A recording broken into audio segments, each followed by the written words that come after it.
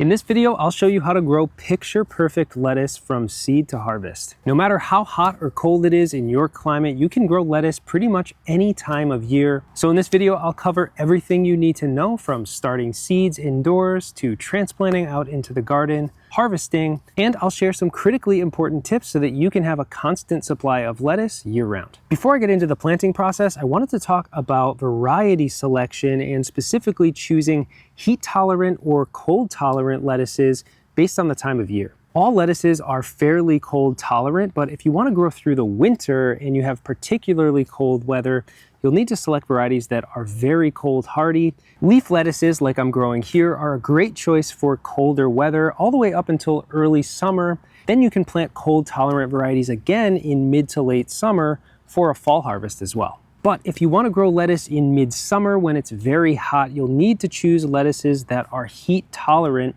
The best option here is usually some type of romaine lettuce, which is very good at tolerating the heat and not bolting when it gets too hot. So plan ahead a little bit, look out 1 or 2 months ahead of when you're planting seed, and make sure you're planting the right type of lettuce. So now let's step back in time to when I planted these lettuce seeds a couple of months ago and go through the entire growing process. For planting your seeds, here are the basic supplies needed, and I'll provide links in the description in case you need any of these items. First, some fine potting soil or seed starter mix. You can sift normal potting soil to get rid of any larger particles, but I always opt for seed starter mix for lettuce since the seeds are so small. Next, you'll need some seed cells. I like using 6-cell trays. Anything larger and the seedlings take up more space than is necessary while they're growing indoors. You'll also need some type of humidity dome, whether it's purpose-built or just a simple covering like a leftover food lid or even just plastic wrap. This helps prevent the seeds from drying out while they sprout. You'll need a spray bottle with water to gently moisten the seeds. If you have a huge garden, I highly recommend a pump sprayer. This compact 1-liter sprayer is a worthwhile upgrade we recently made for our setup. Otherwise, you can just use a hand sprayer or even just a watering can. If you're growing a few varieties, some labels will help keep things organized, and of course, you'll need your seeds.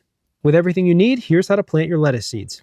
Pre-moisten your potting soil with room temperature water, mixing it thoroughly until it's evenly damp. Don't let it get muddy, just moist enough to feel like a well-wrung out sponge. Fill the seed cells with the soil, pressing down firmly as you go. Leave about 1/4 inch of space to the top and add a label to each container to keep your varieties in order. Add 2 to 3 seeds to the surface of each cell. I like adding multiples just in case one doesn't sprout. Then barely cover the seeds with a bit of extra soil. Don't bury the seeds too deeply as they might not germinate without some light exposure. Mist the surface of the soil thoroughly to wet the seeds. Then place the trays under a humidity dome in a room temperature location. Most lettuces germinate best around 68 degrees Fahrenheit, so aim for that if possible, and keep the seeds in a nice well-lit location. Come back daily to check on the seeds for sprouts, misting the surface if anything looks like it might be drying out. And after just 2 or 3 days, you should start seeing your first sprouts emerging from the seeds. Before I move on from this point, I want to talk briefly about succession planting. And if you're not familiar, this is a very basic concept of planting new rounds of seeds every 2 to 3 weeks. To do this, just mark your calendar and repeat the whole planting process every few weeks. This way, you'll have a constant supply of lettuce harvests later on. Remember to adjust the type of lettuce you're growing to suit the time of year. Okay, so your seedlings have sprouted. Now you'll need to provide everything they need to thrive. First, and most importantly, is lighting. Get the seedlings under grow lights or into a sunny window. And of course, you can also grow the seedlings outdoors. Just make sure the young plants are protected from pests and critters by keeping them covered with insect netting and elevated off the ground. If you use seed starter mix, you may need to fertilize your seedlings a few days after sprouting. I like using a basic all-purpose liquid fertilizer to give the seedlings everything they need to grow to the next stage. Don't over-fertilize though, as slow growth is normal at this stage. If multiple seeds sprouted in each cell, thin the seedlings to 1 plant per cell. You can just pluck the extras, leaving the healthiest looking seedling to grow. While your seedlings are growing, it's a great time to prepare a space in your garden for planting. Choose a nice sunny spot for planting, and since lettuce is grown purely for its leaves, we need to amend the soil with nitrogen-rich ingredients. These can include things like compost, organic slow-release fertilizer, blood meal, rotted manures, or fermented alfalfa. Work these amendments into the first 2 or 3 inches of soil a few weeks before planting your lettuce out. After 2 to 3 weeks of growth, your seedlings should look something like this and are ready to move into their final home. To transplant lettuce seedlings, dig out small holes in the soil every 8 to 10 inches or so.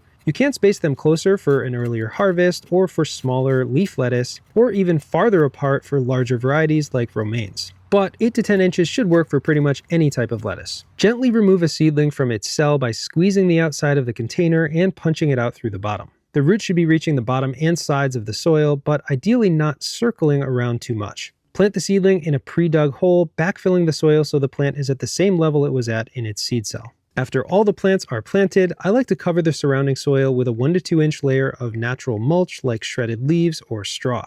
This is optional, and if slugs are a particular concern in your area, you may want to skip it, but mulch can help suppress weeds and keep the soil from drying out. Then give the plants a modest watering to help them settle into their new environment. Lastly, and this is optional, but I like to keep lettuce covered with insect netting from this point forward. This prevents caterpillars, aphids, and other pests from doing damage to your plants, and can also keep rabbits and deer away from your young seedlings. We have a video about how I built this small hoop covering, which I'll link below, but there are many ways to easily drape insect netting over your garden to keep it protected. This one step can make a huge difference in the health of your plants and the overall success of your lettuce. If you skip it for now and run into trouble with your plants later on, you can always come back to this optional step for future plantings.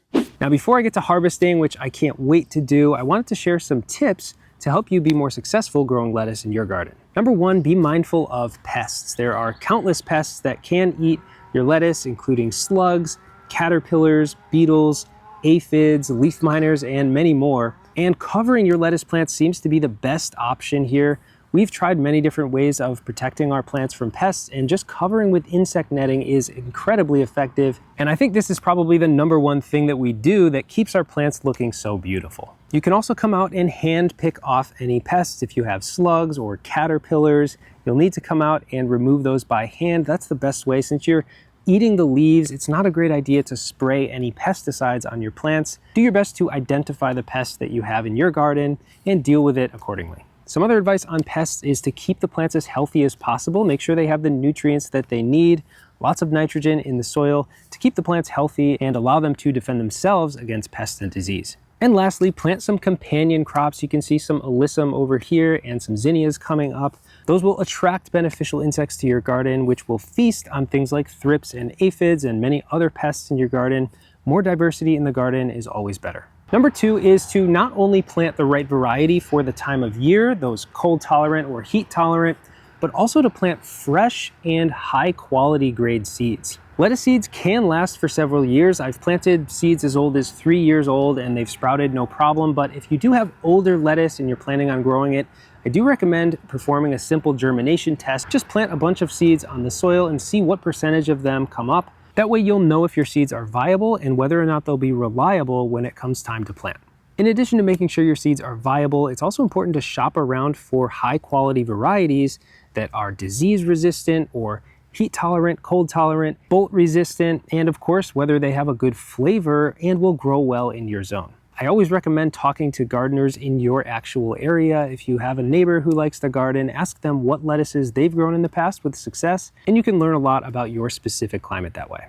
The last tip pertains to avoiding bitter lettuce and avoiding bolting. Both of these relate directly to temperature. Most lettuces will start bolting when it gets a bit too hot for that specific variety. Heat tolerant varieties, of course, are going to be able to withstand much higher temperatures, but the cooler season crops like these here are not happy that it's about 80 degrees out right now. And for that reason, I'll be harvesting these soon. And that's the first thing you can do is just harvest promptly.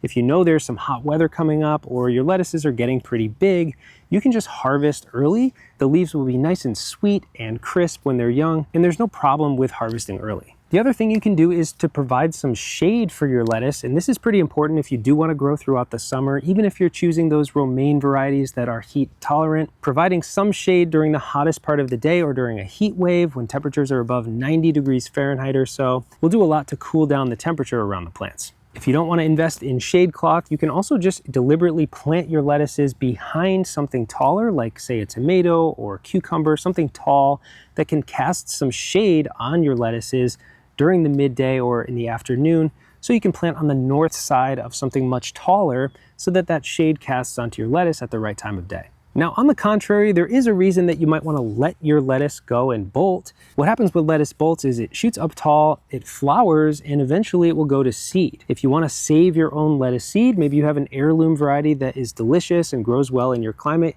you'll need to allow it to flower and go to seed. And if you don't mind a chaotic garden, you can also just allow the seeds to fall into the surrounding soil, producing tons of volunteer lettuce seedlings, which will grow into more lettuce plants. Okay, now the moment I've been waiting for, harvesting your lettuce, and there are really just two ways of doing this. The easiest way is the one that I prefer, which is just uprooting the entire plant and replacing it with another lettuce seedling or another plant entirely into the garden. The other option involves removing outer leaves. You can just pull back some of the foliage and remove the outermost leaves and sort of work your way towards the middle, allowing the plant to stay in the garden longer and continue growing from the center. That does last a little bit longer, and if you don't need an entire head of lettuce or you don't want to move it out of the garden yet, maybe you don't have something else to replace it, this is a great way to sort of prolong the lettuce's life. As long as there's no threat of really hot weather or causing the plant to bolt, this is fine. But like I said, my favorite method is to just remove the entire plant, and I think this one is the most ready here. So if you just pull back the foliage, gently pull up, shake off the excess soil, and there we have it, a beautiful head of lettuce. This is the flashy Trout back variety. I love this. I've been growing it for years, and it just produces these huge heads, nice, gorgeous leaves. You can use these for wraps. You can use them in salads, of course. They're just amazing, and the best way to enjoy them is fresh out of the garden right after you pick it. So I think I'm gonna head inside and enjoy a salad. I hope this video helps you find success growing lettuce in your garden. Let me know your favorite lettuce varieties. I'm always curious to try new lettuces in the garden. There are just so many, and I'm sure other viewers will also appreciate your suggestions. Thanks so much for watching Geeky Greenhouse, and I'll see you soon.